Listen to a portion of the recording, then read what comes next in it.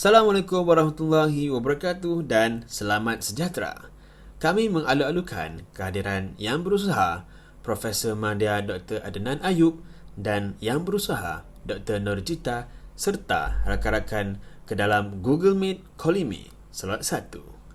Untuk maklumat rakan-rakan, Profesor Madya Dr. Adnan Ayub dan Dr. Nurjita akan menjadi penilai pembentangan rakan-rakan sekalian.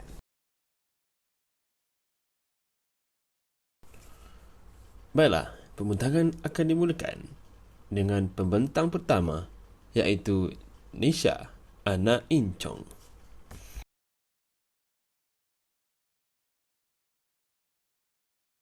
Salam sejahtera saya ucapkan kepada semua.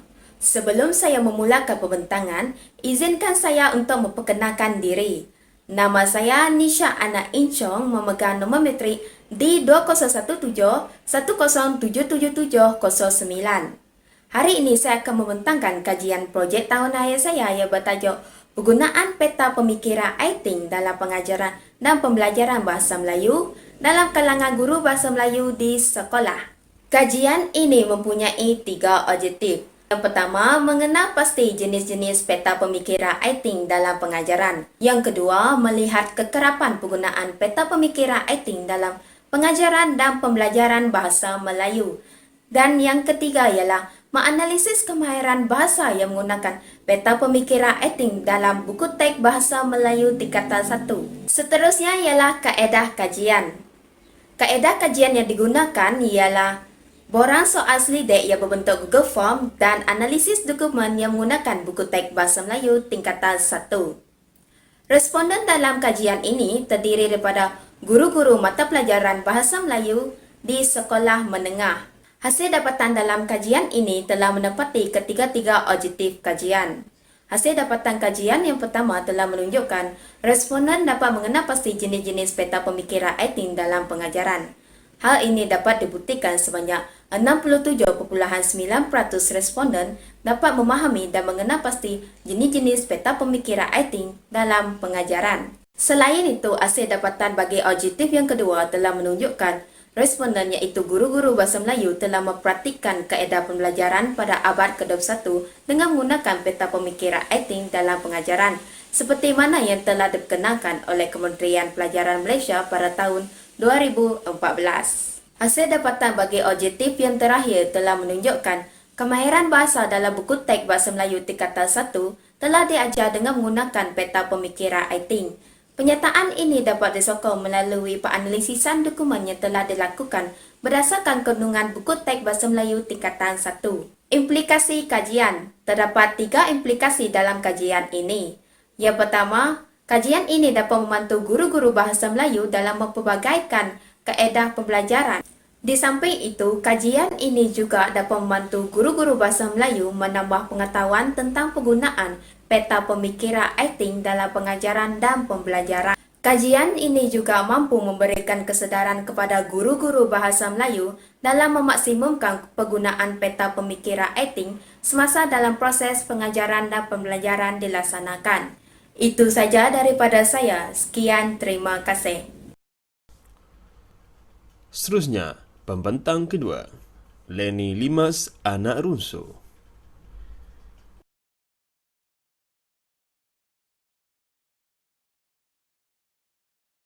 Salam sejahtera saya ucapkan kepada panel juri, rakan seperjuangan yang turut membentang kertas projek tahun akhir pada hari ini dan juga kepada saudara-saudari yang mengikuti siaran langsung kolokium 5 minit Bahasa Melayu pada hari ini. Saya, Lenny Limas Anak Runsur, akan membentangkan tajuk kajian saya iaitu analisis kesalahan tata bahasa dalam penulisan karangan Bahasa Melayu bagi pelajar minor Bahasa Iban UPSI.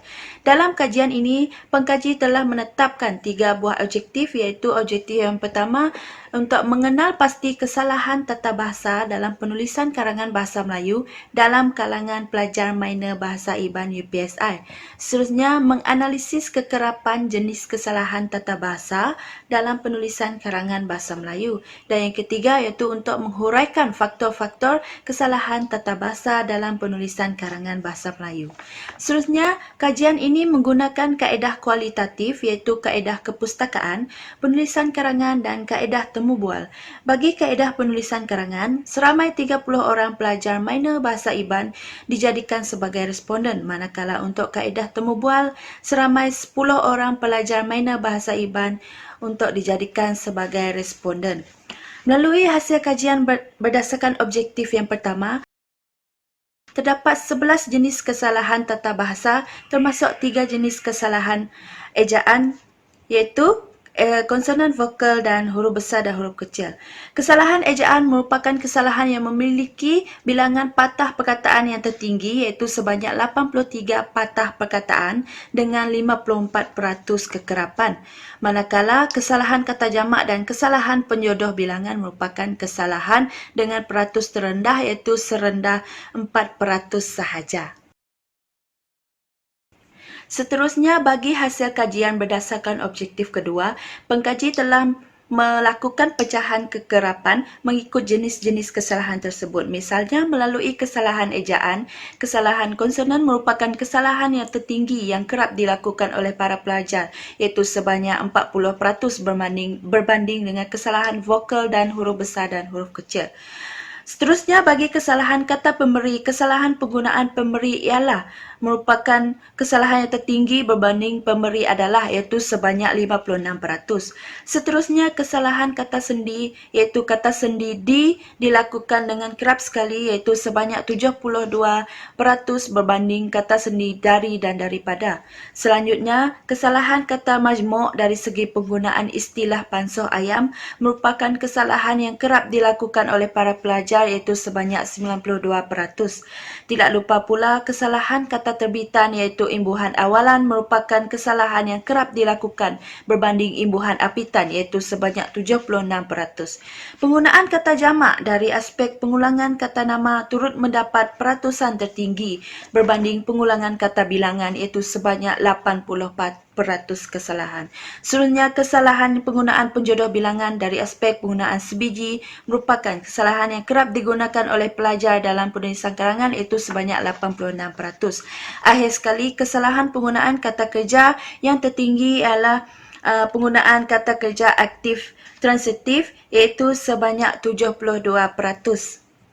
Akhir sekali, hasil dapatan yang diperoleh daripada objektif yang ketiga iaitu faktor-faktor kesalahan tata bahasa dalam penulisan karangan berlaku apabila faktor yang tertinggi yang masih lagi membelenggu para pelajar untuk menguasai kemahiran tata bahasa dalam karangan ialah faktor kurang membuat pembacaan iaitu sebanyak 36%, manakala diikuti oleh faktor yang hampir sama dengan bahasa ibunda iaitu sebanyak 24%, belum menguasai fungsi sesuatu bahasa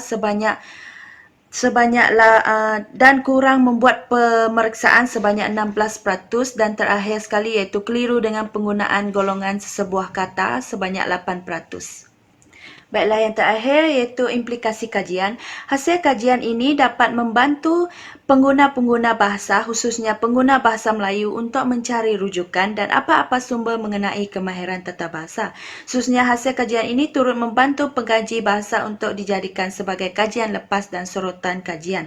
Hasil kajian ini dapat membantu para pensyarah untuk meningkatkan penguasaan kemahiran tata bahasa dalam kalangan pelajar dalam pembelajaran. Dan yang terakhir ialah hasil dapatan kajian ini turut membuka mata pihak universiti untuk melakukan sesi perbincangan bagi tujuan meningkatkan prestasi pelajar. Itu sahaja daripada saya. Sekian, terima kasih.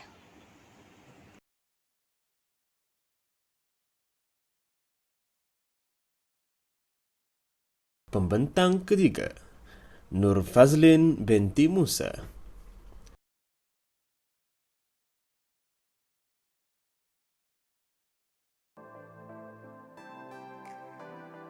Assalamualaikum dan salam sejahtera. Saya Nur Fazlin binti Musa, matrik D2017-1077776. Hari ini saya akan membentangkan projek tahun akhir saya yang bertajuk Analisis Peribahasa berasaskan metafora tumbuhan berdasarkan teori relevance. Peribahasa merupakan ayat atau susunan kata yang mempunyai makna tertentu atau biasanya merujuk kepada maksud berkias, berlapis dan tersurat. Menurut Abdullah Hussein pada tahun 1995, peribahasa merupakan salah satu cabang sastra lama yang tak lapuk dari hujan dan tak lekang dari panas. Kajian ini mengandungi 3 objektif yang utama. Yang pertama ialah mengenal pasti makna metafora tumbuhan berasaskan peribahasa Melayu. Yang kedua, menganalisis makna metafora tumbuhan berdasarkan peribahasa melalui teori relevance. Dan yang ketiga ialah menghuraikan justifikasi penggunaan metafora tumbuhan berdasarkan peribahasa melalui teori relevance dalam kalangan pelajar sekolah menengah. Menyempurnakan kajian ini, terdapat beberapa kaedah yang telah digunakan. Yang pertama, kajian ini menggunakan kaedah kuantitatif dengan menjadikan soal selidik sebagai medium untuk mendapatkan data kajian. Seterusnya, seramai 30 orang responden terlibat yang terdiri daripada pelajar UPSI. Seterusnya, menggunakan buku teks bahasa Melayu tingkatan 1 untuk mendapatkan peribahasa. Berdasarkan buku teks, terdapat 13 peribahasa, namun hanya 5 peribahasa sahaja yang dikaji di mana mempunyai unsur tumbuhan. Yang seterusnya, menggunakan teori relevance dalam memperjelaskan lagi makna peribahasa metafora tumbuhan. Teori relevance merupakan teori yang diperkenalkan oleh Sperber dan Wilson pada tahun 1986. Teori ini membincangkan soal komunikasi dan hubungannya dengan kognisi yang mana mampu membantu kita memahami ujaran yang dihasilkan dengan saintifik dan sistematik. Untuk memproses maklumat dengan lebih tepat, teori ini menetapkan tiga gagasan utama, iaitu konteks, kesan konteks dan kosmoproses. Kita beralih pula kepada dapatan kajian. Dalam dapatan kajian terdapat 3 objektif yang akan diulas. Objektif pertama adalah mengenai analisis makna peribahasa. Sebagai contoh, 6 dalam blokam melepaskan pucuk masing-masing. Dalam hal ini, kajian akan membincangkan apa itu maksud peribahasa yang dinyatakan. Sebagai contoh, peribahasa ini membawa maksud mementingkan diri sendiri, tidak suka bekerjasama, merupakan tanggungjawab masing-masing atau berusaha untuk mencapai sesuatu untuk meneruskan kehidupan. Berdasarkan maksud-maksud yang saya nyatakan tadi, maksud ini telah diambil daripada jawapan yang diberikan oleh responden melalui soal selidik yang telah diedarkan. Berdasarkan objektif yang kedua, analisis dibuat terhadap analisis makna peribahasa berdasarkan teori relevance. Dalam hal ini, soal selidik telah dialihkan di mana responden perlu memberikan 2 peribahasa yang mana berasaskan tumbuhan. Daripada jawapan yang diberikan, analisis telah dibuat dan dibahagikan kepada 9 fitur. Yang 9 fitur tumbuhan seperti keladi, padi, kiambang, buluh, cendawan, tebu, enau, gaharu dan belukar. Berdasarkan 9 fitur yang telah dinyatakan, dapat kita berikan satu contoh seperti padi. Menurut Nuraini Abdul Syukur dan Tengku Intang Merlina Tengku Ali dalam kajiannya, padi sebagai tanda dalam peribahasa menyatakan bahawa pokok padi dianggap sebagai sesuatu yang boleh menghasilkan makanan rutin masyarakat serta melihat kepada peranan dan fungsi padi yang lebih luas. Seperti dalam konteks keluarga. Dalam konteks keluarga, penanaman padi menjadi unsur pengikat hubungan kekeluargaan kerana kegiatan tersebut dilakukan secara berkeluarga. Menurut Zainuddin Hashim 2018, persaudaraan itu menjadikan orang mukmin bertambah teguh dan kuat kerana persaudaraan menimbulkan suasana kemesraan dalam kalangan masyarakat. Objektif yang ketiga pula adalah berkaitan dengan justifikasi penggunaan peribahasa dalam kalangan pelajar sekolah menengah, iaitu kaedah pengajaran peribahasa oleh guru di sekolah. Dalam hal ini, guru perlu mempelbagaikan kaedah pengajaran peribahasa supaya ilmu yang disampaikan kepada pelajar dapat diterima baik oleh mereka. Yang kedua, sebagai seorang guru, kita perlulah berusaha untuk menarik minat murid supaya mempelajari peribahasa kerana peribahasa merupakan sesuatu yang penting dan boleh diaplikasikan sama ada dalam kehidupan seharian ataupun dalam pendidikan, iaitu dalam penulisan karangan. Dan yang ketiga, mempersiapkan diri dalam mengajar peribahasa, di mana sebagai seorang guru yang baik, kita perlu mempersiapkan diri untuk mengajar peribahasa supaya proses pengajaran akan berjalan lancar dan dapat menyampaikan ilmu yang bermanfaat kepada para pelajar. Akhir sekali, sesuatu kajian semestinya mempunyai implikasi yang tersendiri. Dalam kajian ini, penggunaan teori relevance memperkukuhkan lagi makna metafora tumbuhan dalam peribahasa, di mana kajian peribahasa berasaskan tumbuhan dapat diaplikasikan dalam pendidikan di sekolah dan seterusnya. Kajian ini juga dapat melestarikan peribahasa dalam konteks yang lebih luas.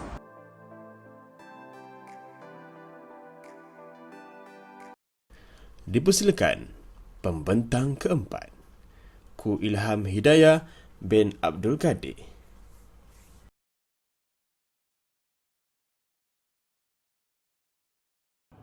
Assalamualaikum dan salam sejahtera saya ucapkan kepada barisan pensyarah dan penyelia projek tahun akhir Bahasa Melayu, rakan-rakan seperjuangan, rakan-rakan ET05 dan juga para penonton yang sedang menyaksikan Kolimi Bahasa Melayu. Pada hari ini, saya akan membentangkan secara ringkas mengenai kajian yang telah saya jalankan yang bertajuk Nilai Murni berdasarkan watak utama dalam novel Silir Daksina berdasarkan model pendekatan pendidikan karakter. Nama saya Abdullah Hidayah bin Abdul Qadir dan kajian ini merupakan sebuah kajian dalam bidang Komsas di bawah penyeliaan Profesor Madya Dr. Anidah binti Sarudin. Saya akan memulakan pembentangan saya dengan menyatakan objektif kajian ini. Kajian ini mengandungi 3 objektif, yaitu yang pertama, mengenal pasti nilai-nilai murni merentas kurikulum yang terdapat dalam novel Silir Daksina yang ditonjolkan oleh watak utama. Objektif kedua pula adalah menguraikan elemen nilai murni dalam novel Silir Daksina berdasarkan pendekatan pendidikan karakter yang diasaskan oleh Thomas Lickona pada tahun 1976. Dan objektif yang ketiga pula adalah menguraikan deskriptor nilai murni yang terdapat dalam novel Silir Daksina berdasarkan model pendekatan pendidikan karakter. Seterusnya adalah kaedah kajian. Seperti yang anda dapat lihat pada skrin anda, rajah ini adalah carta alir yang menunjukkan kaedah kajian yang saya aplikasikan dalam kajian ini. Metode ataupun kaedah yang digunakan dalam kajian ini adalah kaedah kualitatif, iaitu lebih khusus lagi analisis dokumen. Dokumen yang dimaksudkan adalah salah satu novel yang digunakan oleh pelajar tingkatan 5, yaitu novel Silir Daksina. Seterusnya, saya juga telah menghasilkan sebuah instrumen kajian yang akan digunakan semasa menganalisis data. Instrumen ini dibina berdasarkan 16 nilai murni KBSM dan juga 3 komponen karakter baik yang terdapat dalam model pendekatan pendidikan karakter. Seterusnya, berdasarkan hasil analisis saya terhadap penonjolan nilai murni oleh watak utama dalam novel Silir Daksina, berikut merupakan dapatan untuk ketiga-tiga objektif kajian ini. Untuk objektif yang pertama, saya telah menganalisis 4 bab daripada novel ini, yaitu bab 10 sehingga bab 13. Berdasarkan data yang diperoleh daripada instrumen kajian, saya menguraikan data-data tersebut mengikut nilai-nilai murni yang dikenal pasti dalam novel. Kemudian, saya juga membuat pengokodan bagi setiap petikan yang menunjukkan nilai murni KBSM. Seterusnya, yaitu objektif yang kedua, saya telah menguraikan dengan lebih terperinci data yang diperoleh daripada objektif yang pertama tadi. Uraian dapatan ini meliputi definisi setiap nilai murni yang ditonjolkan oleh watak utama, penerangan terhadap situasi yang merujuk kepada nilai murni tersebut, beserta petikan daripada novel untuk nilai murni tersebut.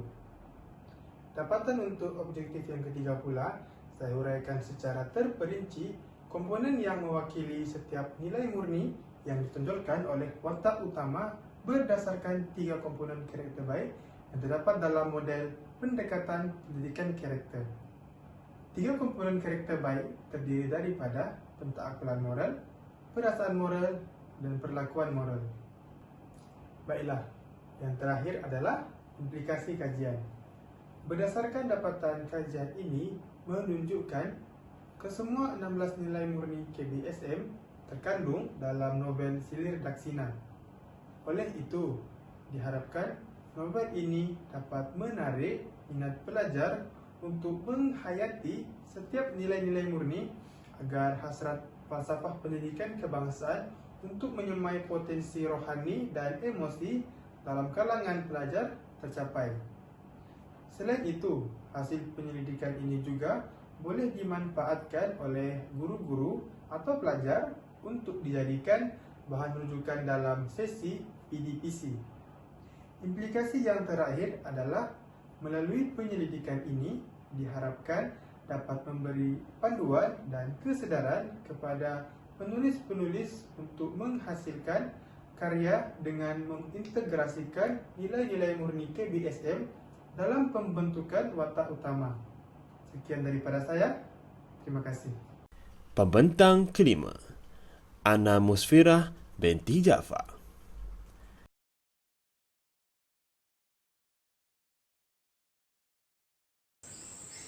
Assalamualaikum dan salam sejahtera saya ucapkan kepada para juri dan rakan sekalian. Hadirnya saya hari ini adalah untuk membentangkan projek tahun akhir saya yang bertajuk Peribahasa Melayu berasaskan metafora haiwan berdasarkan teori relevance dan hubung kaitnya dengan pemikiran orang Melayu. Secara ringkasnya, kajian saya ini bertujuan untuk mengupas peribahasa Melayu dengan menggunakan teori relevance dan hubung kaitnya dengan pemikiran orang Melayu. Kajian yang menggunakan kaedah kualitatif ini dijalankan dengan berlandaskan 3 objektif, iaitu yang pertama, mengenal pasti peribahasa Melayu berdasarkan kategori haiwan yang terkandung dalam kamus peribahasa.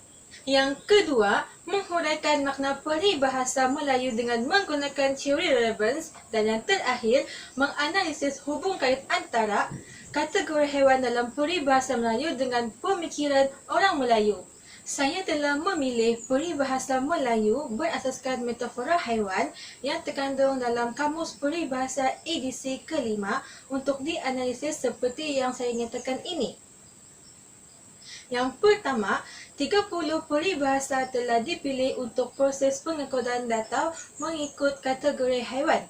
Setelah itu, hanya 5 kategori haiwan saja yang dipilih untuk dianalisis menggunakan teori relevance yang merangkumi 3 aspek utama: konteks, kesan konteks, dan kos proses. Prinsip ad hoc dan juga pengukuhan maklumat juga digunakan dalam analisis ini bagi memantapkan lagi penghuraian makna peribahasa. Hasilnya, makna multi-konteks telah didapati. Akhir sekali, peribahasa itu akan dikaitkan dengan pemikiran orang Melayu dengan menggunakan pendapat Hasan Ahmad. Mari kita lihat contoh pelaksanaan kajian ini. Misalnya, bagi data PBMS 1 ini merupakan peribahasa yang berbunyi ayam menetaskan telur itik, anaknya itu ke air juga suka ditujuinya.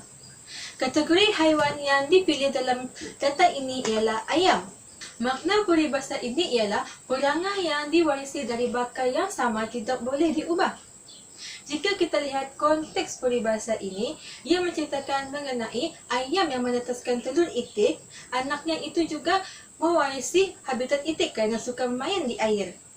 Begitu juga keadaannya terhadap manusia. Anak yang dilahirkan pasti akan mewarisi perangai ibu bapanya. Namun, saya juga mengandaikan perkara ini bergantung kepada perangai yang buruk maupun yang baik. Lazimnya, perangai warisan yang mudah diketahui ialah perangai yang buruk seperti mencuri. Hal ini demikian kerana masyarakat setempat mudah untuk mengetahui dan mengenal pasti perangai sedemikian. Walau bagaimanapun, perkara ini juga dapat diubah dengan adanya sokongan kemahiran insaniah dan juga didikan dalam dirinya sendiri. Oleh yang demikian, secara keseluruhannya, peribahasa ini mengandungi kesan konteks yang tinggi dan kos proses yang rendah. Hal ini kerana maklumat yang terdapat dalam peribahasa ini mudah untuk difahami dan usaha untuk memahaminya juga agak mudah. Tapi, apa pula hubungannya dengan pemikiran orang Melayu? Hasan Ahmad ada berpendapat bahawa terciptanya peribahasa seperti ini adalah hasil daripada pengetahuan dan pengalaman mereka yang ada. Contohnya, dalam peribahasa tadi, mereka telah menggunakan pengalaman yang ada mengenai ayam yang menetaskan telurnya itu dengan mengandaikan bahawa jika ayam itu menetaskan telur itik, pasti anak yang menetas itu akan mewarisi baka itik. Andaian seperti inilah mereka gunakan untuk menyampaikan nasihat mengenai kehidupan dan tingkah laku manusia kepada kita semua. Secara keseluruhannya, kajian saya ini telah membuktikan bahawa kebijaksanaan orang Melayu dalam menyusun bahasa dan meluahkan imajinasi mereka sehingga terhasilnya peribahasa Melayu ini. Sebenarnya, peribahasa Melayu ini telah mendorong kita untuk lebih meneroka pemikiran dan pengalaman yang luas seperti yang ada dalam orang Melayu zaman dahulu. Ini saja dari saya. Sekian, terima kasih. Dipersilakan pembentang ke-6, Mas Aida binti Syahrin.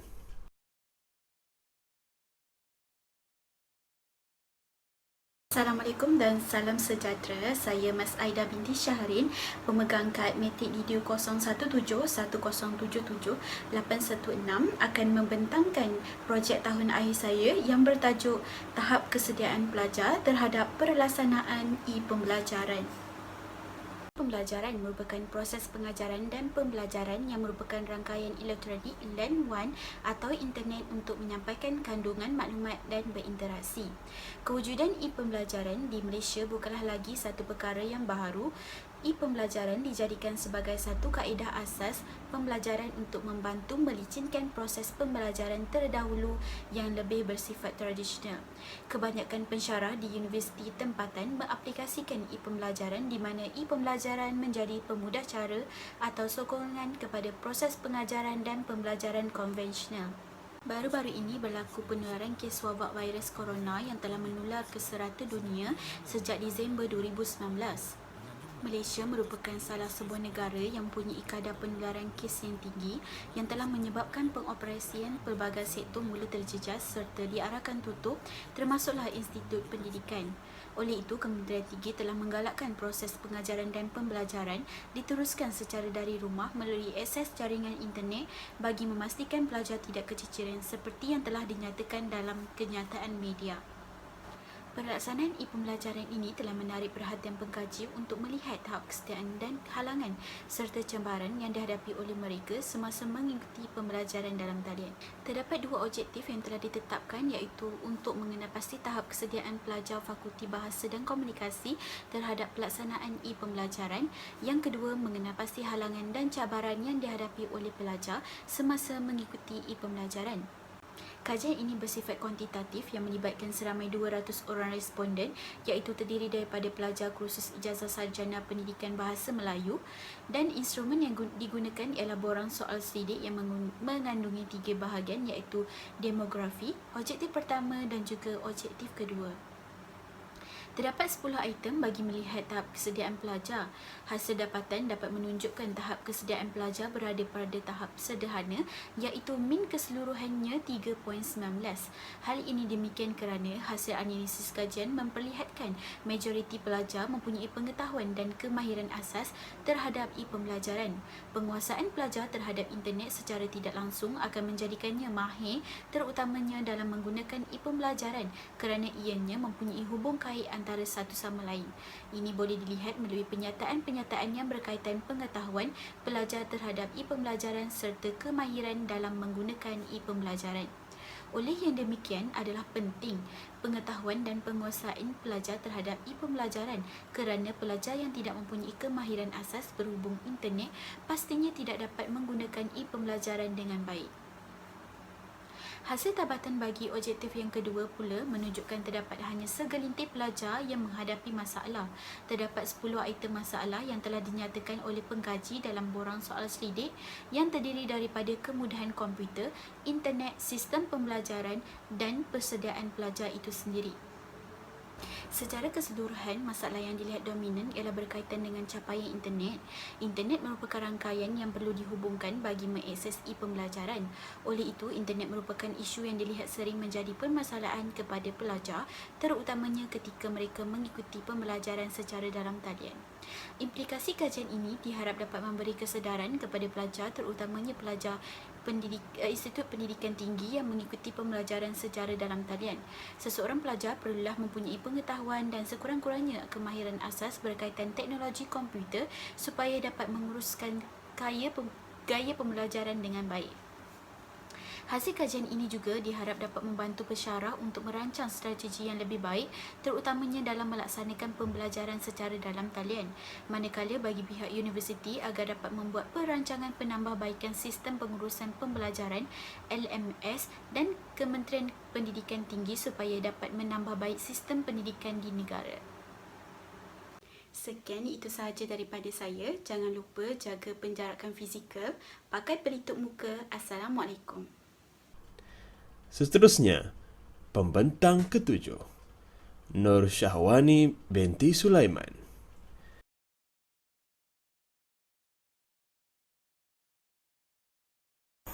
Assalamualaikum dan salam sejahtera. Pembuka kata awal bicara. Terima kasih menyaksikan saya. Semoga lancar segala hendaknya. Saya Nur Syahwani binti Sulaiman selaku pembentang ketujuh slot 1 pada hari ini ingin membentangkan projek tahun akhir saya yang bertajuk faktor yang mempengaruhi penguasaan kemahiran penulisan bahasa Melayu dalam kalangan pelajar Cina di sekolah menengah.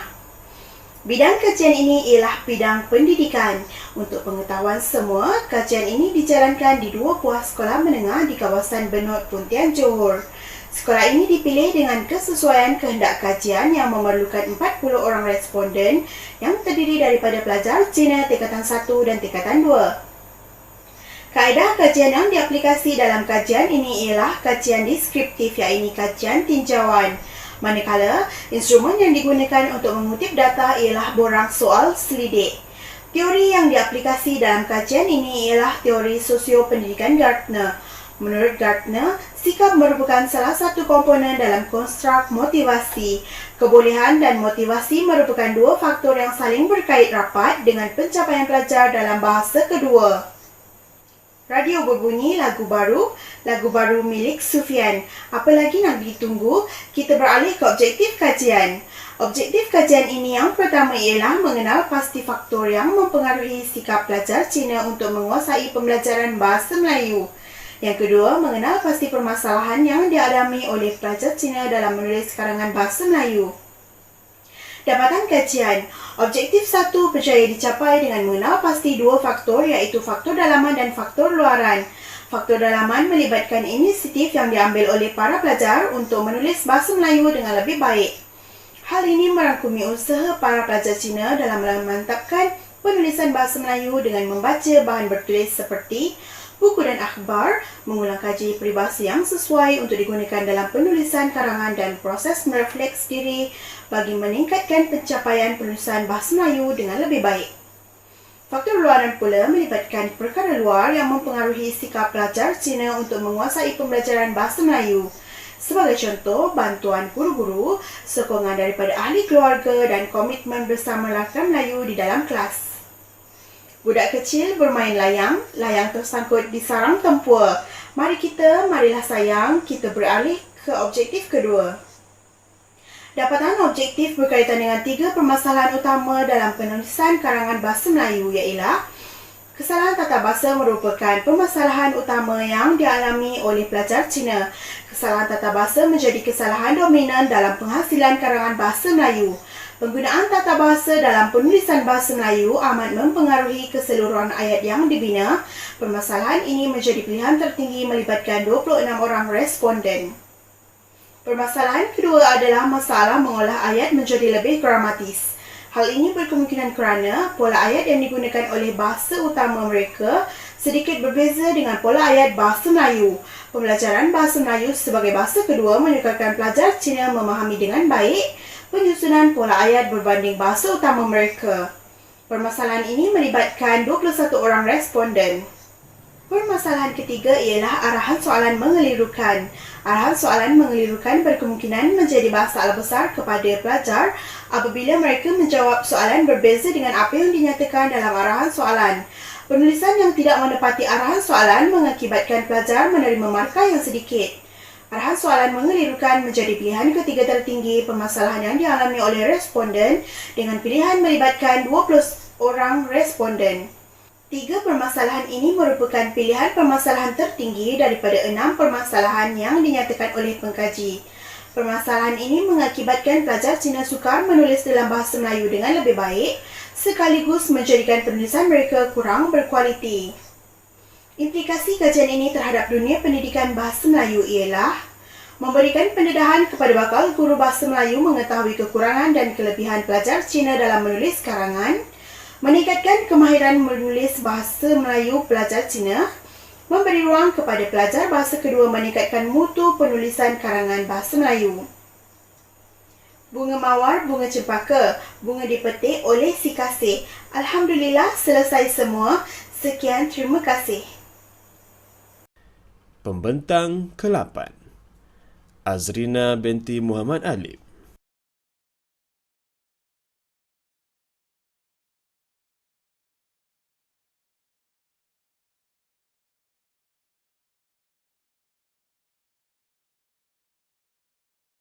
Assalamualaikum dan salam sejahtera. Saya Azrina binti Muhammad Alif, pelajar seliaan Dr. Aliza binti Lamri. Tajuk kajian projek tahun akhir saya ialah analisis nilai murni dalam buku teks Bahasa Melayu tingkatan 1 KSSM serta penerapannya dalam pengajaran guru. Bidang kajian yang saya jalankan ialah bidang pendidikan. Terdapat 3 objektif kajian, iaitu objektif yang pertama menganalisis jenis-jenis nilai murni yang terdapat dalam buku teks Bahasa Melayu tingkatan 1. Objektif yang kedua mengenal pasti kaedah penerapan nilai-nilai murni yang boleh membantu guru dalam pengajaran dan pembelajaran Bahasa Melayu tingkatan 1. Dan objektif yang ketiga adalah mengenal pasti kekangan yang dihadapi oleh guru untuk memastikan nilai-nilai murni berjaya diterapkan dalam subjek Bahasa Melayu tingkatan 1. Seterusnya, kaedah kajian. Secara keseluruhannya, reka bentuk kajian ini adalah menggunakan kaedah kualitatif. Kaedah kualitatif yang pertama dijalankan melalui analisis dokumen. Pengkaji telah menganalisis buku teks Bahasa Melayu tingkatan 1 bagi mendapatkan data tentang komponen nilai-nilai murni yang terdapat dalam buku teks Bahasa Melayu tingkatan 1. Manakala kaedah kualitatif seterusnya dijalankan melalui kaedah temu bual.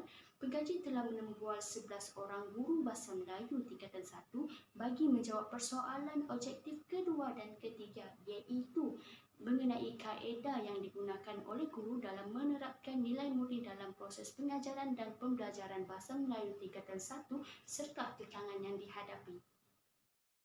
Dapatan kajian menunjukkan terdapat 17 nilai murni yang terkandung dalam buku teks Bahasa Melayu tingkatan 1 KSSM, iaitu jenis nilai murni kasih sayang, kerajinan, kesyukuran, semangat bermasyarakat, baik hati, berdikari, hormat, menghormati, keberanian, kerjasama rasional, patriotisme, kebersihan fizikal dan mental, hemat tinggi, keadilan, kebebasan, kejujuran dan juga kesederhanaan.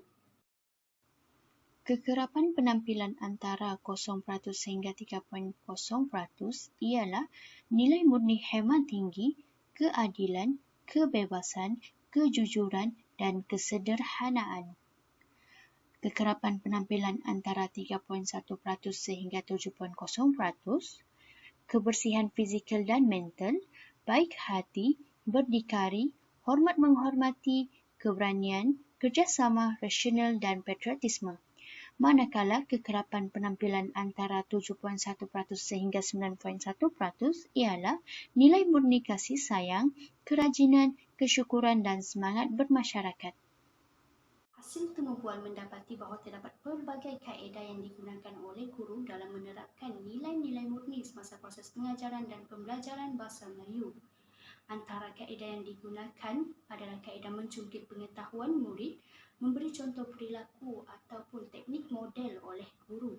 Seterusnya, penerapan nilai murni melalui pembelajaran komsas dan juga perbincangan antara guru-guru dan juga murid-murid semasa proses pengajaran dan pembelajaran Bahasa Melayu sedang berlangsung di dalam kelas. Tantangan yang dihadapi oleh guru dalam menerapkan nilai murni semasa proses pengajaran dan pembelajaran sedang berlangsung adalah daripada aspek penyakit COVID-19 yang sedang dialami oleh masyarakat kita pada masa ini. Kekangan yang seterusnya ialah murid lemah dalam bidang bahasa yang seterusnya membawa kepada masalah mereka tidak memahami teks ataupun aktiviti yang diajar oleh guru. Selain itu, kurangnya kerjasama daripada murid-murid dan kekangan terakhir adalah daripada aspek kekangan masa yang menyebabkan guru terhad untuk mempelbagaikan aktiviti mereka semasa proses pengajaran dan pembelajaran Bahasa Melayu sedang berlangsung. Aplikasinya, hasil data kajian bagi ketiga-tiga objektif ini dapat memberi manfaat kepada murid-murid, guru-guru dan juga ibu bapa. Hal ini demikian kerana kajian ini boleh jadikan rujukan dan panduan bagi menerapkan lagi nilai-nilai murni dalam pengajaran dan pembelajaran Bahasa Melayu tingkatan 1. Sekian, terima kasih. Seterusnya, pembentang ke-9, Nur Atikah Chu.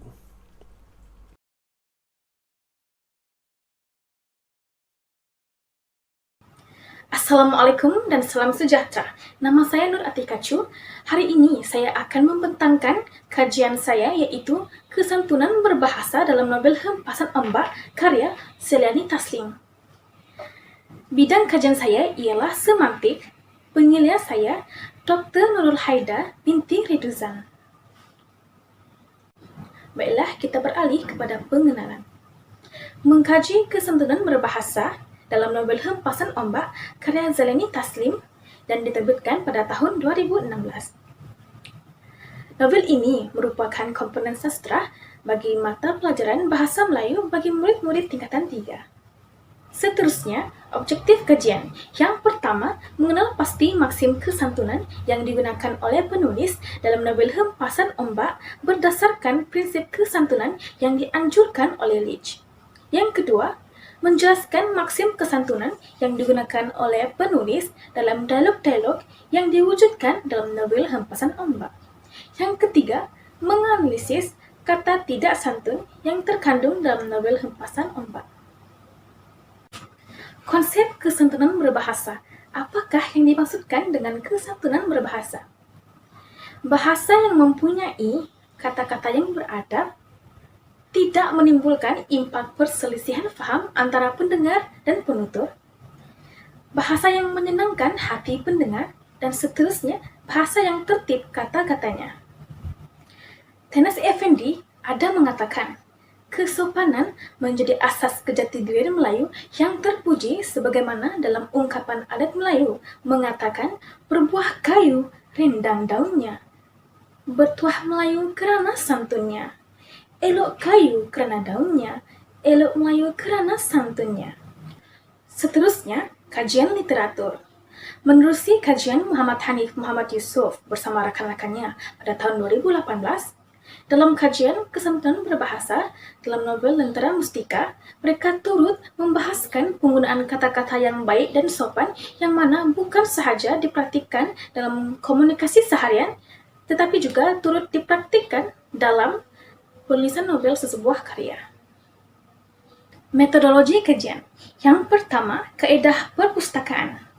Kajian perpustakaan ini tidak melibatkan aktiviti lapangan, tetapi ia melibatkan pembacaan dan pengumpulan bahan yang berkaitan dengan tajuk kajian. Sumber utama yang digunakan banyak terdapat dalam bentuk bertulis seperti buku, jurnal, artikel, majalah, akhbar, kertas kerja dan latihan ilmiah. Pengkaji perlu mencari bahan-bahan yang berkaitan dengan tajuk kajian. Kita beralih pula kepada dapatan kajian. Objektif kedua, mari kita lihat situasi yang terdapat dalam novel Hempasan Ombak yang mematuhi maksim kesantunan berbahasa. Situasi pertama yaitu Farid mengadu dengan Pak Nik mengenai kain batik mereka yang tidak laku di pasaran. Perbualan Farid. Jual kita yang baru balik dari Kuantan dan Johor Bahru melaporkan kain batik kita tidak laku, malah tersadai di pasaran.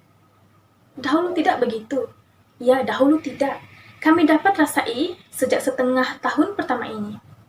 Lebih terasa penatnya sejak 3 bulan lalu apabila Haji Badrul meninggal. Perbualan antara Farid dan Pak Nik mematuhi maksim kesantunan berbahasa yang dianjurkan oleh Leach. Dapatan kajian objektif ketiga. Pengkaji ada menghuraikan kata-kata tidak santun yang terkandung dalam novel Hempasan Ombak. Merujuk kepada ujaran Farid, Farid mencaci Zuraida dengan perkataan dasar perempuan. Ungkapan seperti itu tidak beradab kerana boleh melukakan hati pendengar kerana telah menghina dengan menuduhnya walaupun Zuraida hanya sekadar bergurau. Seterusnya, implikasi kajian. Menerusi kesantunan kata yang terkandung dalam novel dapatlah mendidik pembaca untuk menerapkan amalan kesantunan berbahasa dalam kehidupan mereka ketika berkomunikasi dengan orang sekeliling apabila jika pembaca terdiri dalam kalangan pelajar yang mana pelajar perlu membiasakan diri bertutur dengan bahasa yang sopan ketika berada dalam situasi pembelajaran di bilik darjah. Kesimpulan. Berdasarkan kajian yang telah dijalankan, pengkaji menyimpulkan bahawa novel ini mematuhi maksim-maksim kesantunan yang dianjurkan oleh Leach. Sekian, terima kasih. Pembentang ke-10, Dewi Izzati binti Madli.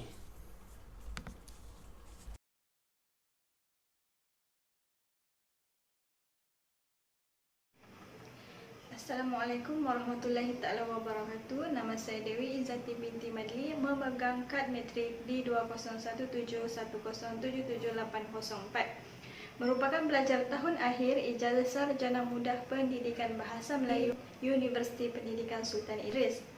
Tajuk projek tahun akhir saya ialah Ragam Bahasa Pragmatik dalam novel Silir Daksina Tingkatan 5. Nama penyelesaian saya ialah Dr. Nurul Haida binti Haji Riduzan. Sebagai pengenalan, bahasa mempunyai ragam-ragam yang berbeza seperti bervariasinya setiap manusia yang mempunyai ciri-ciri ataupun identiti yang tersendiri. Hal ini bermaksud wujudnya ragam bahasa yang mana merujuk kepada sesuatu bahasa yang tertentu dan disampaikan dengan cara atau bentuk yang berbeza. Dalam pada itu, kajian ragam bahasa ini masih kurang dijalankan. Justru itu, kajian ini untuk memberikan gambaran sebenar tentang bentuk dan maksud ragam bahasa yang hendak disampaikan. Secara umumnya, objektif dalam kajian ini adalah untuk mengenal pasti penggunaan ragam bahasa dalam novel Silir Daksina Tingkatan 5. Objektif yang kedua, menganalisis makna sebenar penggunaan ragam bahasa dalam novel Silir Daksina dari sudut pragmatik. Seterusnya, metodologi kajian ini berbentuk kualitatif yang bersesuaian dengan tajuk dan objektif kajian. Data yang dikumpul berdasarkan kaedah analisis dokumen, yaitu menganalisis novel Silir Daksina berdasarkan bab 1 sehingga bab 16. Halaman yang dikaji bermula daripada muka surat 1 sehingga muka surat 276. Seterusnya, dapatan kajian pada objektif pertama menunjukkan ragam bahasa yang telah dikenal pasti dalam novel Silir Daksina. Berdasarkan jadual ini, penggunaan ragam bahasa melampau mempunyai peratusan kekerapan yang paling tinggi, yaitu sebanyak 27.5%. Secara keseluruhannya, analisis pada bahagian ini menunjukkan bahawa novel Silir Daksina menggunakan ragam bahasa yang berlainan dalam berbagai-bagai situasi. Manakala objektif yang kedua menunjukkan analisis makna sebenar ragam bahasa melampau berdasarkan sudut pragmatik, iaitu prinsip makna dalam interaksi yang telah diperkenalkan oleh Thomas pada tahun 1995. Contohnya dapat dilihat pada jadual ini. Sayang kalau bakat yang kau ada, kau simpan macam permata di dasar lautan. Ujaran ragam bahasa melampau ini dapat diinterpretasikan makna sebenarnya melalui konteks-konteks berdasarkan prinsip makna dalam interaksi. Yang pertama, konteks fizikal dan persekitaran, yaitu penutur mengarahkan pendengar untuk mendeklamasikan puisi. Yang kedua, konteks sosial dan budaya. Penutur menyatakan bahawa pendengar mempunyai bakat besar dalam bidang sastra. Yang ketiga, iaitu konteks linguistik. Penutur mengatakan rugi sekiranya pendengar pendam akan bakatnya kerana bakat pendengar sangat besar dan dikagumi ramai. Yang seterusnya, niat penutur. Penutur berniat untuk memuji akan kehebatan bakat pendengar dalam bidang seni dan sastra. Oleh itu, makna pada ragam bahasa melampau dapat dibuktikan daripada analisis makna melalui konteks-konteks dan niat penutur yang telah dijelaskan di atas. Seterusnya, implikasi kajian. Terdapat banyak pihak yang terlibat secara langsung, antaranya Kementerian Pelajaran Malaysia, yang mana dengan adanya kajian ini, Kementerian Pelajaran Malaysia dapat menyemak semula teks Komsas supaya dapat menambah karya dalam teks tersebut serta menekankan lagi penggunaan ragam bahasa. Seterusnya, pendidik. Kajian ini boleh dijadikan sebagai sandaran untuk memberikan ilmu pengetahuan yang lebih lagi kepada murid-murid tentang ragam bahasa. Pihak yang seterusnya iaitu pengkaji akan datang.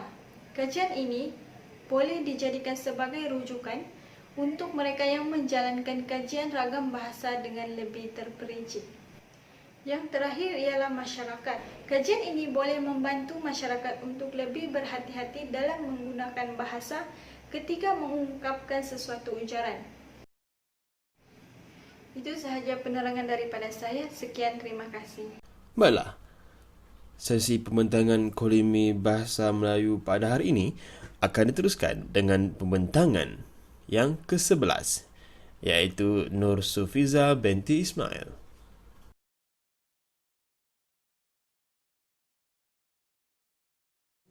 Assalamualaikum warahmatullahi wabarakatuh.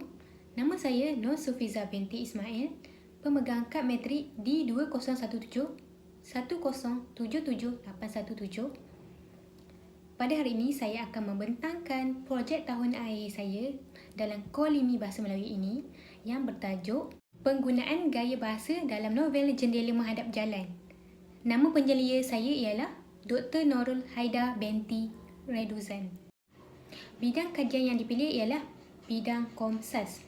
Baiklah, saya akan memulakan pembentangan dengan membincangkan tentang objektif kajian saya.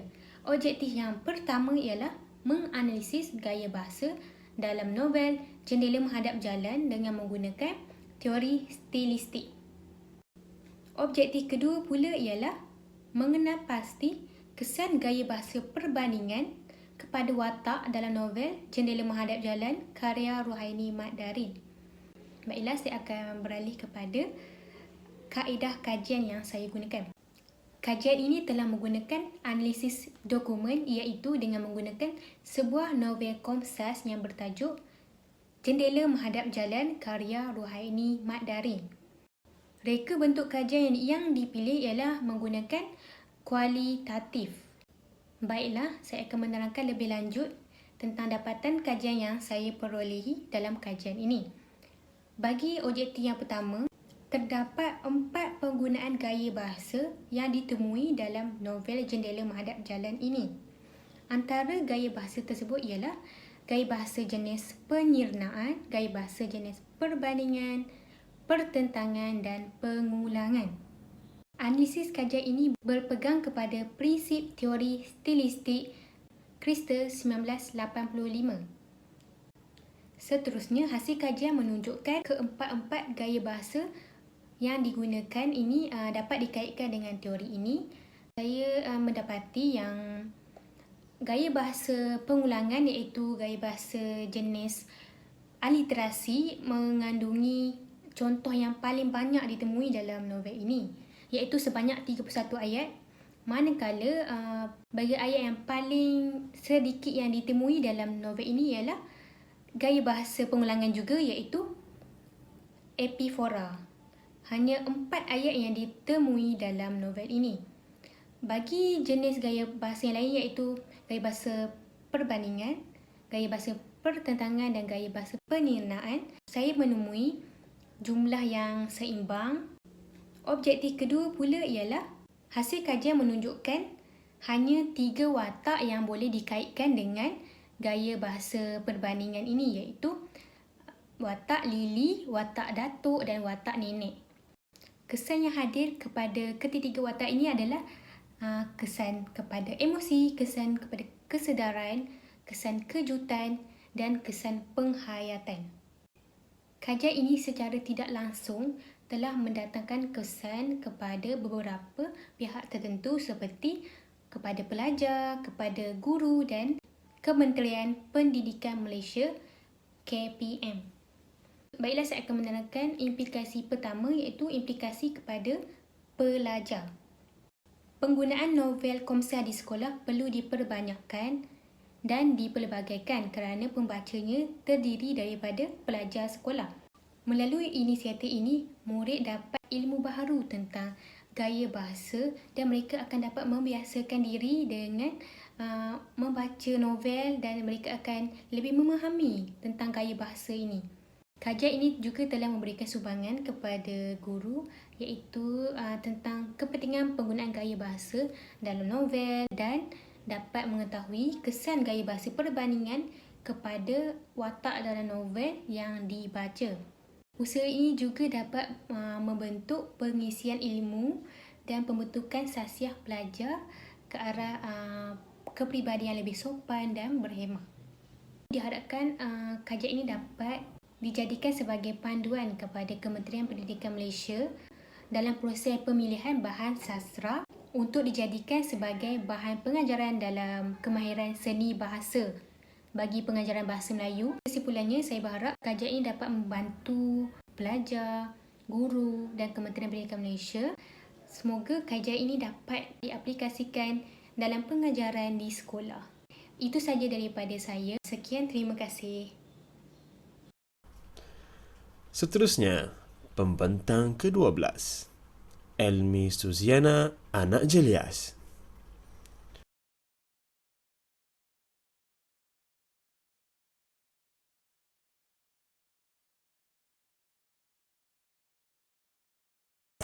Selamat pagi dan salam sejahtera. Saya Elmi Suziana Anak Jelias akan membentangkan projek penelitian saya yang bertajuk Kesan Penggunaan Peta IT dalam Amalan Pengajaran Guru Pelatihan Bahasa Melayu.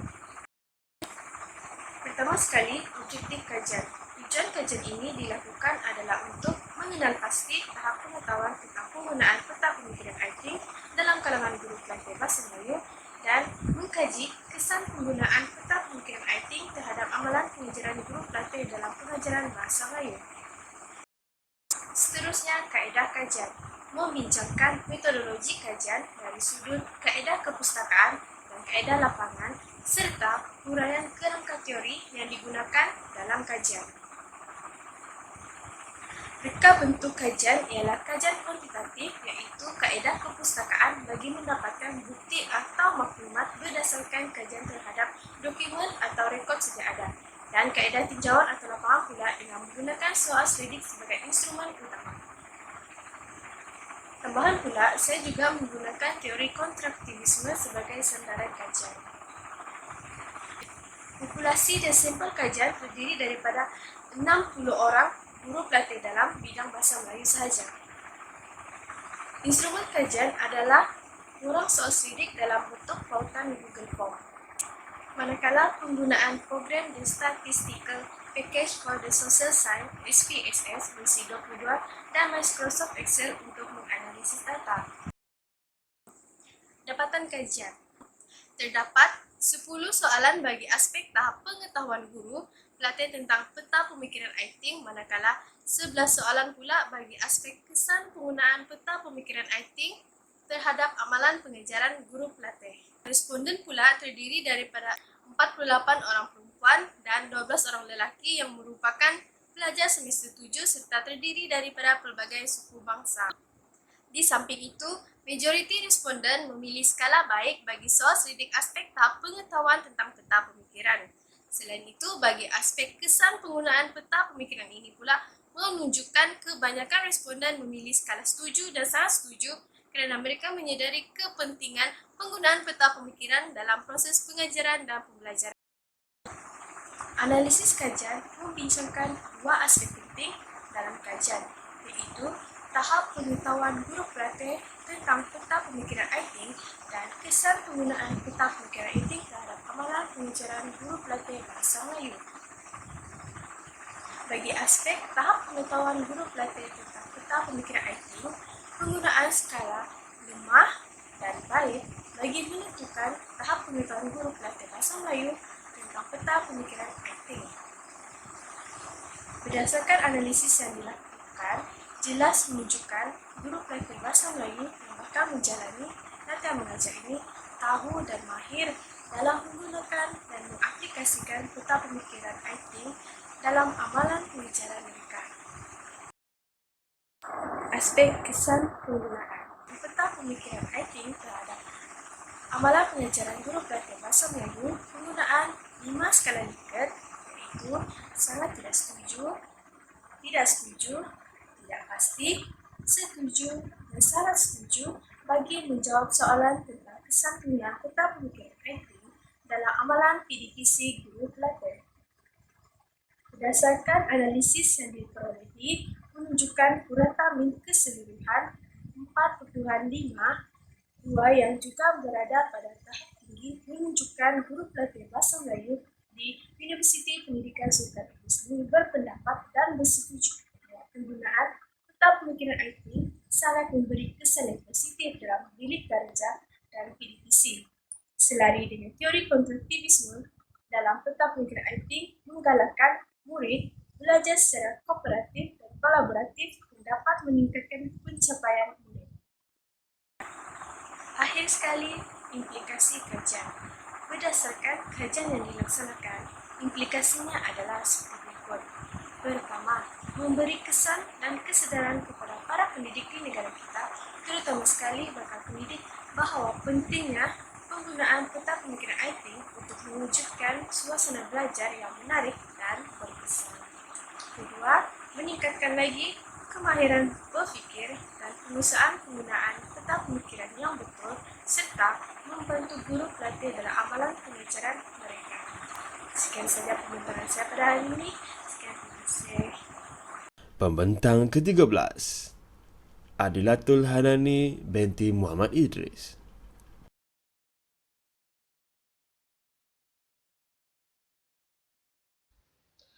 Assalamualaikum warahmatullahi wabarakatuh dan selamat sejahtera. Nama saya Adilatul Hanani binti Muhammad Idris, pemegang nombor kad matrik D2017707774. Projek tahun akhir di bawah seliaan Dr. Sabaria binti Sulaiman. Tajuk kajian ialah Analisis Gaya Bahasa Perbandingan dalam Novel Destinasi Impian Tingkatan 1. Terdapat dua objektif kajian. Yang pertama, menganalisis gaya bahasa perbandingan yang terdapat dalam novel Destinasi Impian. Yang kedua, menghuraikan contoh-contoh ayat bagi setiap gaya bahasa perbandingan yang terdapat dalam novel Destinasi Impian. Terdapat dua persoalan kajian. Yang pertama, apakah gaya bahasa yang terdapat dalam novel Destinasi Impian? Yang kedua, apakah contoh-contoh ayat bagi setiap gaya bahasa perbandingan yang terdapat dalam novel Destinasi Impian? Seterusnya ialah metodologi kajian. Kajian ini berbentuk kualitatif. Terdapat dua kaedah kajian. Yang pertama ialah analisis dokumen dan yang kedua ialah kajian kepustakaan. Kajian ini menggunakan sampel kajian novel Destinasi Impian. Prosedur pengumpulan data menggunakan analisis dokumen iaitu menganalisis novel Destinasi Impian. Yang kedua ialah prosedur penganalisisan data menggunakan dua instrumen kajian. Yang pertama, senarai semak. Yang kedua ialah jadual kekerapan. Berikutnya ialah dapatan kajian. Dapatan kajian bagi objektif yang pertama, terdapat 4 gaya bahasa perbandingan yang dikenal pasti iaitu simili, metafora, personifikasi dan hiperbola. Jenis gaya bahasa perbandingan yang paling banyak digunakan ialah simili dan yang paling kurang digunakan ialah personifikasi. Jenis gaya bahasa perbandingan yang paling banyak ialah simili iaitu sebanyak 12 ayat, diikuti oleh hiperbola sebanyak 8 ayat, seterusnya metafora sebanyak 6 ayat dan personifikasi 5 ayat. Dapatan kajian bagi objektif kedua pula, 4 perkataan bagi simili yang dikenal pasti ialah bagaikan, seperti, laksana dan macam. Contoh ayat, debar di dadaku bagaikan hempasan ombak di pantai sana, halaman 51. Gaya bahasa simili dalam ayat tersebut dapat dilihat pada ayat bagaikan. Kata bagaikan menunjukkan perbandingan yang sama iaitu mengibaratkan debar di dadanya sama seperti hempasan ombak di pantai. Kedua, dua tema yang dapat dihubungkaitkan dengan hiperbola ialah situasi dukacita dan gembira. Contoh, keletihan sudah mula menggayuti seluruh tubuhku, halaman 9. Gaya bahasa hiperbola ini merupakan gaya bahasa yang melebih-lebihkan sesuatu penyataan. Misalnya pada ayat tersebut menunjukkan keletihannya secara berlebihan sehingga menggayuti seluruh tubuhnya. Gaya bahasa ini menggambarkan situasi dukacita. Berikutnya, 4 perkataan bagi metafora yang dikenal pasti ialah rimba kehidupan, gunung kebanggaan, kamar hati dan lagu keriangan. Contoh ayat, gunung kebanggaan terpacak di hatiku, halaman 48. Ayat tersebut merupakan gaya bahasa metafora kerana wujudnya dua kata yang bersifat konkret dan abstrak. Perkataan gunung merupakan perkataan bersifat konkret, manakala perkataan kebanggaan pula bersifat abstrak. Yang terakhir, dua tema yang dapat dihubungkaitkan dengan personifikasi ialah menyamakan sesuatu dengan alam dan perasaan. Contoh ayat, sekejap sahaja mereka hilang ditelan kegelapan malam, halaman 75. Ayat tersebut menggambarkan benda-benda yang tidak bernyawa seolah-olah memiliki sifat kemanusiaan. Perbuatan ditelan merupakan perbuatan dilakukan oleh benda yang bernyawa. Namun, pada ayat tersebut tidak menunjukkan perbuatan dilakukan oleh benda yang bernyawa. Ayat ini juga menggambarkan sesuatu dengan unsur alam. Yang terakhir ialah implikasi kajian. Kajian ini memberikan pendedahan kepada murid mengenai jenis-jenis gaya bahasa dan penggunaan gaya bahasa perbandingan. Gaya bahasa perbandingan ini dapat digunakan dalam penulisan karangan fiksyen.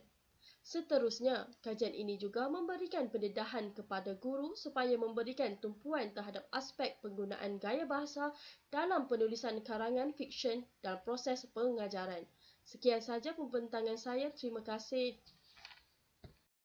Dipersilakan pembentang ke-14, Nur Arifah binti Alias.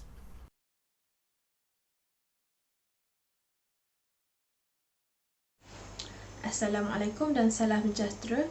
Nama saya Nur Arifah binti Alias bernombor matrik D201110777747. Saya akan membentangkan projek tahun akhir saya di bawah selian Profesor Dr. Haji Abdul Rashid bin Jamian yang bertajuk Penggunaan Buku Teks dalam Meningkatkan Pembelajaran Kemahiran Membaca dalam kalangan murid sekolah menengah. Kajian ini dijalankan untuk mengenal pasti penggunaan buku teks dalam meningkatkan pembelajaran kemahiran membaca dalam kalangan murid sekolah menengah. Objektif kajian ini adalah bertujuan untuk: pertama, mengkaji penggunaan buku teks dalam meningkatkan pembelajaran kemahiran membaca. Kedua, mengenal pasti sejauh mana penggunaan buku teks bahasa Melayu di sekolah. Dan tiga, mengetahui persepsi murid sekolah menengah terhadap penggunaan buku teks. Terdapat 3 soalan kajian iaitu: adakah penggunaan buku teks dapat meningkatkan pembelajaran kemahiran membaca murid? Kedua, adakah buku teks digunakan secara berkesan di sekolah? Dan yang ketiga, apakah persepsi murid sekolah menengah terhadap penggunaan buku teks? Kajian ini menggunakan kaedah kuantitatif iaitu soal selidik sebagai instrumen kajian. Responden kajian dipilih secara rawak iaitu seramai 60 orang murid di Sekolah Menengah Kebahasaan Sultan Mansur. Data yang diperoleh dianalisis menggunakan perisian SPSS melalui skor min dan sisihan piawai. Bagi persoalan yang pertama menunjukkan jumlah keseluruhan min bersamaan 4.10 dan sisihan piawai bersamaan 0.74 iaitu berada pada tahap yang tinggi. Hal ini jelas menunjukkan bahawa penggunaan buku teks sebagai bahan pengajaran dan pembelajaran dapat meningkatkan pembelajaran kemahiran membaca murid sekolah menengah. Hasil dapatan kajian bagi persoalan yang kedua mencatatkan nilai min bersamaan 3.95 dan sisihan piawai bersamaan 0.88 yang berada pada tahap yang tinggi. Kesimpulannya, buku teks bahasa Melayu digunakan secara berkesan di sekolah dan hal ini membantu murid dalam meningkatkan pembelajaran kemahiran membaca murid sekolah menengah. Bagi dapatan kajian yang terakhir, jumlah keseluruhan min bersamaan 4.1 dan sisihan piawai bersamaan 0.64 berada pada tahap yang tinggi. Kesimpulannya, dapat dirumuskan bahawa persepsi murid terhadap penggunaan buku teks di sekolah adalah berbeza bagi setiap orang. Walau bagaimanapun, majoriti murid memberikan persepsi yang positif terhadap penggunaan buku teks di sekolah menengah. Kesimpulannya, kajian ini jelas menunjukkan bahawa penggunaan buku teks mampu meningkatkan pembelajaran kemahiran membaca murid sekolah menengah. Oleh hal yang demikian, guru dan semua pihak haruslah memainkan peranan yang penting bagi memastikan buku teks digunakan secara berkesan di sekolah. Sekian, terima kasih. Seterusnya, pembentang ke-15, Azriani Sahira binti Abu Bakar.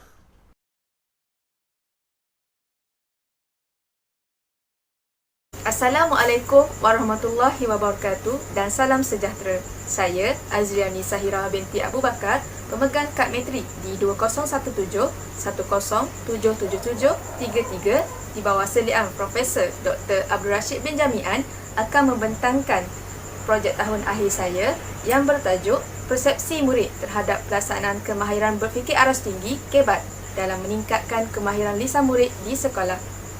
Kajian yang dijalankan ini adalah di bawah bidang pendidikan. Baiklah, untuk yang pertama iaitu pengenalan. Kajian ini adalah berkaitan dengan kemahiran berfikir aras tinggi yang melibatkan murid tingkatan 2 SMK Kuala Telemong, Hulu Terengganu, Terengganu. Kemahiran ini penting dalam melahirkan modal insan yang cerdas, kreatif dan inovatif bagi memenuhi cabaran abad ke-21. Kita beralih pula kepada objektif kajian.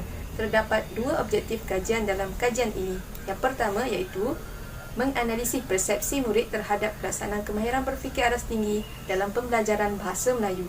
Yang kedua iaitu untuk mengenal pasti persepsi murid terhadap pelaksanaan kemahiran berfikir aras tinggi dalam meningkatkan kemahiran lisan. Baiklah, kita beralih pula kepada metodologi kajian. Kajian ini dijalankan menggunakan pendekatan kuantitatif yang dilaksanakan secara tinjauan dengan menggunakan borang soal selidik.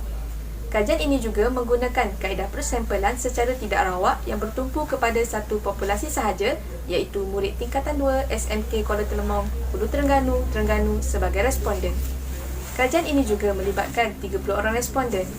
Setiap data yang diperoleh daripada borang soal selidik akan dianalisis dengan menggunakan program Statistical Package for the Social Science SPSS versi 26 bagi mendapatkan min dan juga sisihan piawai.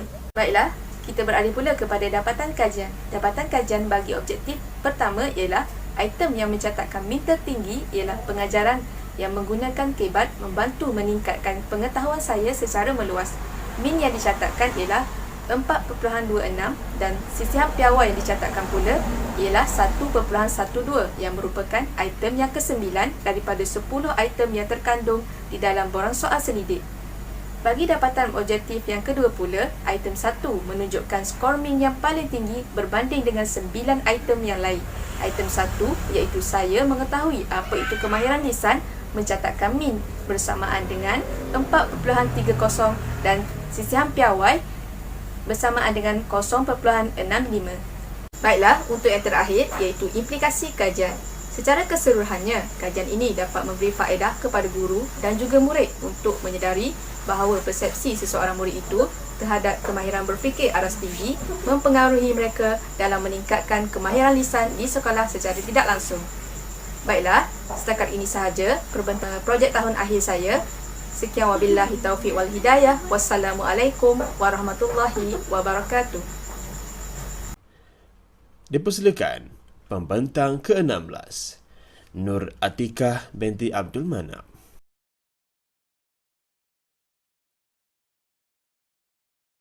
Assalamualaikum dan selamat sejahtera. Saya Nur Atikah binti Abdul Manap di 2017-1077-19 merupakan pelajar di bawah seliaan Profesor Madya Dr. Muhammad Rashid bin Mat Idris akan membentangkan projek tahun akhir saya yang merupakan sebuah kajian pendidikan yang bertajuk Pelaksanaan Elemen Atas Kurikulum dalam Pengajaran Bahasa Melayu di Sekolah Menengah.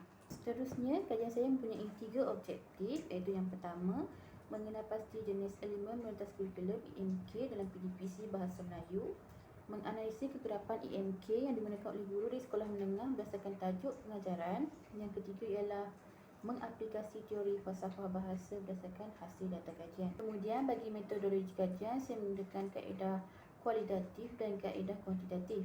Bagi kaedah kualitatif, saya menggunakan kaedah kepustakaan iaitu dengan merujuk dokumen-dokumen yang berkaitan dengan EMK, dan saya juga menumbuh seorang responden yang merupakan seorang guru bahasa Melayu yang mengajar di sekolah menengah di Kedah. Dan bagi kaedah kualitatif, saya mengedarkan borang soal selidik yang berbentuk Google Form secara rawak kepada 15 orang responden yang juga merupakan guru bahasa Melayu. Berikutnya, pada dapatan kajian objektif 1 iaitu mengenal pasti jenis EMK dalam pengajaran bahasa Melayu. Hasil kajian yang saya dapati melalui dokumen rintis KSSM tingkatan 1 2016 ialah terdapat 13 EMK sedia ada dan 3 EMK tambahan.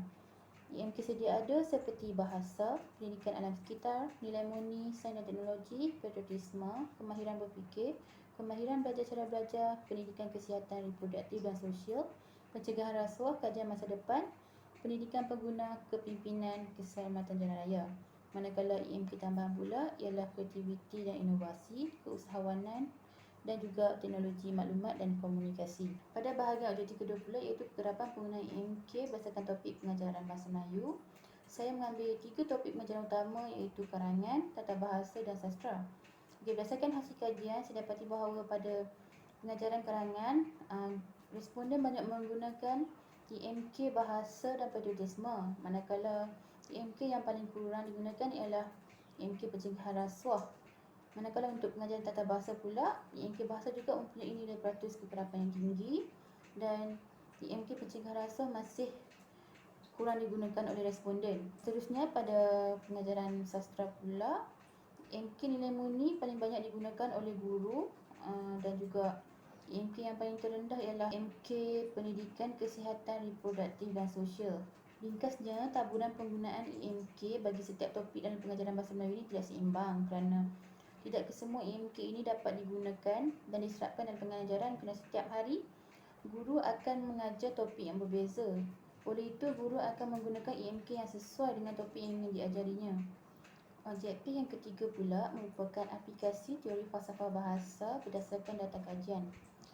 Teori falsafah bahasa ini merupakan teori yang dibicarakan oleh Profesor Madya Dr. Muhammad Rashid bin Mat Idris di dalam tesis ijazah Doktor Falsafah beliau yang ketika itu dinamai model falsafah bahasa.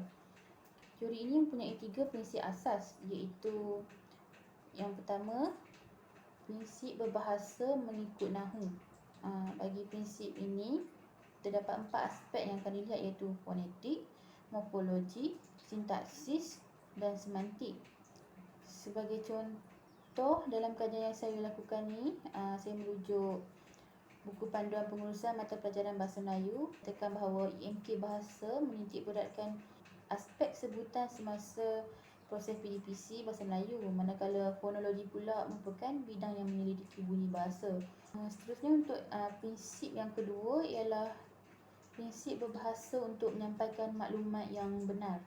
Maklumat merupakan hasil daripada pemprosesan, pengumpulan dan penganalisan data yang dapat menambahkan. Prinsip terakhir ialah berbahasa untuk tujuan ibadat atau mentauhidkan Allah Subhanahu Wa Taala.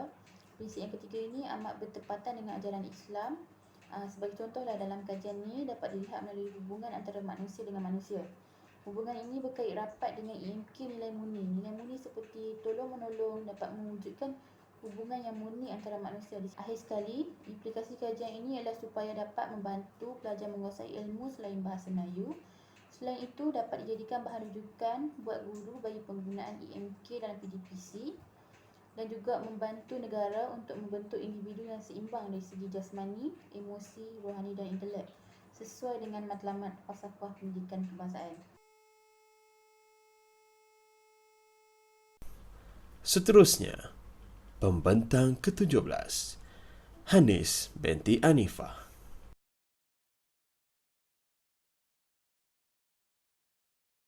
Assalamualaikum warahmatullahi wabarakatuh dan salam sejahtera. Saya Hanis binti Anifah akan membentangkan tajuk kajian saya iaitu analisis model tautan pindaan sanad maknasir berdasarkan petikan di dalam buku teks bahasa Melayu tingkatan 4. Kajian ini mempunyai 3 objektif utama iaitu pertama, mengenal pasti aspek tautan pindaan yang terdapat di dalam buku teks bahasa Melayu tingkatan 4. Yang kedua, menganalisis model tautan pindaan berdasarkan petikan di dalam buku teks bahasa Melayu tingkatan 4. Dan yang ketiga, mengaplikasikan teori falsafah bahasa berdasarkan petikan data kajian. Kajian ini dijalankan secara kualitatif dengan melaksanakan beberapa kaedah kajian iaitu kaedah kepustakaan dan kaedah analisis teks. Bagi mencapai objektif pertama, tautan pindaan ini ada dalam teks kajian. Hal ini dapat dilihat dalam jadual 1.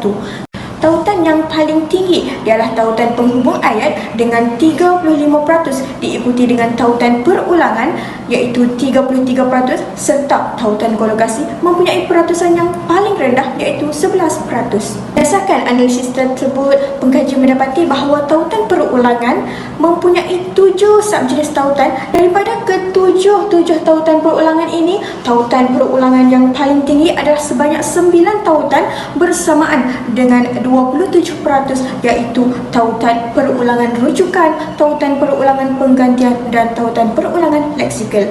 Diikuti dengan 6.6%, iaitu perulangan elipsis dan paralelisme. Manakala perulangan paraprasa dan struktur dan makna yang sama hanya mempunyai satu ikatan di mana masing-masing mendapat 3.3% daripada 100%. Pengkaji menganalisis tautan kolokasi di dalam petikan dan mendapati bahawa tautan kolokasi antoniman mempunyai jumlah tertinggi dengan 9 tautan bersamaan dengan 47%, diikuti dengan tautan kolokasi kehiponiman dengan 5 tautan. Seterusnya, kolokasi sifat dengan 2 tautan iaitu 11% dan tiada tautan yang dapat dilihat dalam petikan bagi tautan kolokasi hasil. Tautan penghubung ayat melibatkan 5 subjenis tautan. Data yang diperolehi mendapati bahawa tautan penghubung ayat tentangan mempunyai jumlah tautan yang tertinggi sebanyak 12 tautan bersamaan dengan 34%. Kedua tertinggi ialah tautan penghubung ayat tambahan dengan 10 tautan bersamaan dengan 24%, diikuti dengan 14% iaitu tautan penghubung ayat sebab musabab. Tautan yang paling rendah jumlahnya ialah tautan penghubung ayat waktu dan penghubung ayat terusan, di mana masing-masing mempunyai jumlah yang sama sebanyak 4 tautan bersamaan dengan 11%.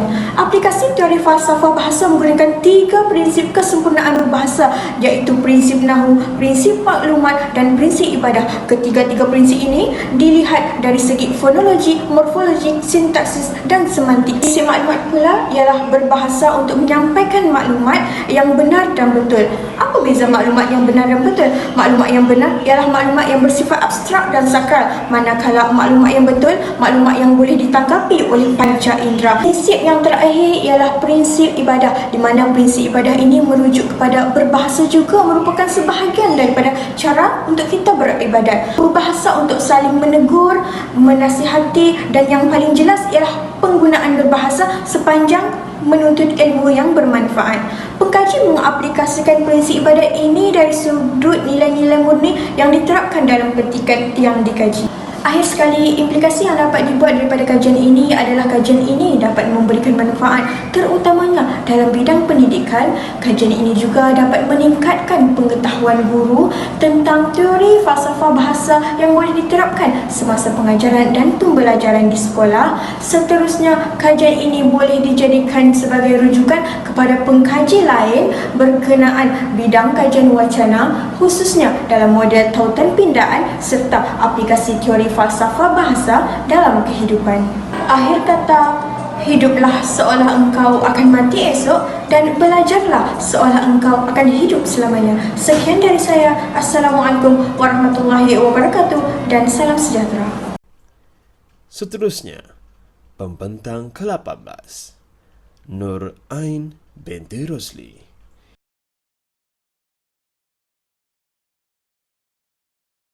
Assalamualaikum warahmatullahi wabarakatuh dan salam sejahtera.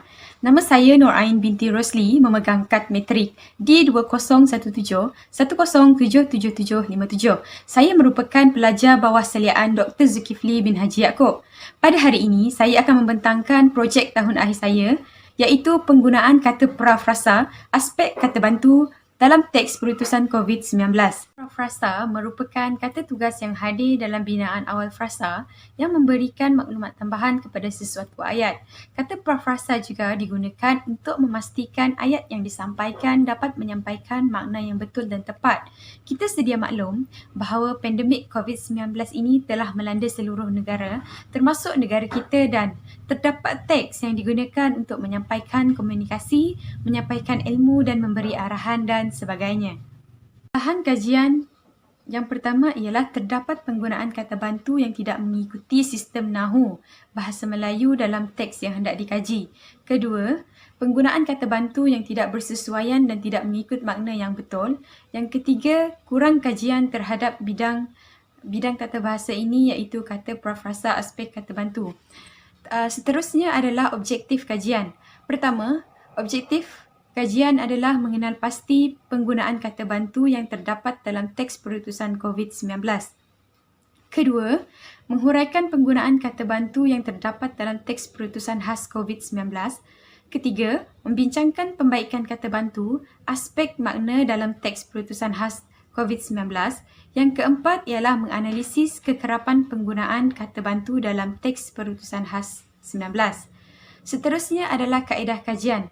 Kaedah kajian yang digunakan dalam projek ini adalah kaedah secara kualitatif, iaitu analisis dokumen di mana pengkaji menggunakan teks perutusan khas COVID-19 yang melibatkan teks perintah kawalan pergerakan pada fasa 1, fasa 2 dan fasa 3. Hasil kajian mendapati bahawa terdapat 80 ayat telah dikenal pasti menggunakan kata bantu aspek dan ragam, iaitu kata bantu aspek yang digunakan adalah telah, masih dan akan, manakala kata bantu ragam ialah hendak, boleh dan perlu.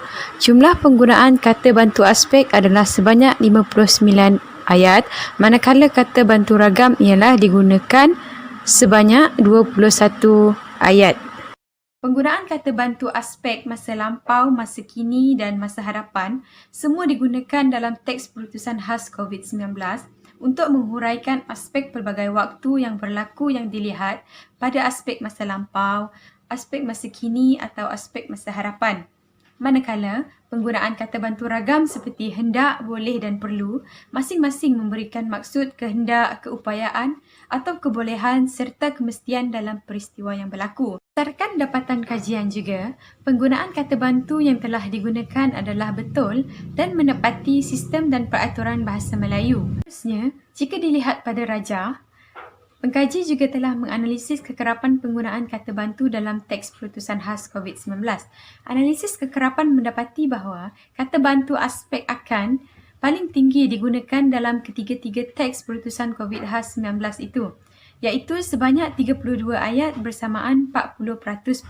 Kata bantu ragam pula paling sedikit digunakan dalam teks perutusan COVID-19, iaitu sebanyak 3% bersamaan 2 ayat. Keseluruhannya, kajian ini memperlihatkan penggunaan kata bantu dalam teks perutusan COVID-19 secara baik. Kajian ini dapat dijadikan rujukan dan panduan kepada pengkaji akan datang bagi meningkatkan penggunaan kata bantu dalam bahasa Melayu dengan betul dan tepat mengikut fungsinya dalam sesebuah ayat. Hal ini demikian kerana tata bahasa Melayu dilihat mampu meningkatkan bukan sahaja dari segi struktur kata, malahan dari segi frasa klausa. Oleh itu, pengkaji berharap bahawa usaha yang berterusan perlu dilakukan bagi mengembangkan kajian berkaitan kata bantu dalam teks rasmi atau formal seperti teks perutusan khas COVID-19. Hal ini demikian kerana teks atau bahan kajian ini dilihat menarik untuk dikaji kerana teks ini hanya diterbitkan pada 2020 sahaja. Justru kajian terhadap teks sebegini harus ditingkatkan supaya pengkaji lain dapat melihat kajian penggunaan kata bantu ini dengan lebih meluas dan tidak hanya tertumpu pada satu aspek bidang sahaja. Sekian daripada saya. Terima kasih. Dan pembentang terakhir untuk slot hari ini, Zuraida Azira binti Muhammad Asri.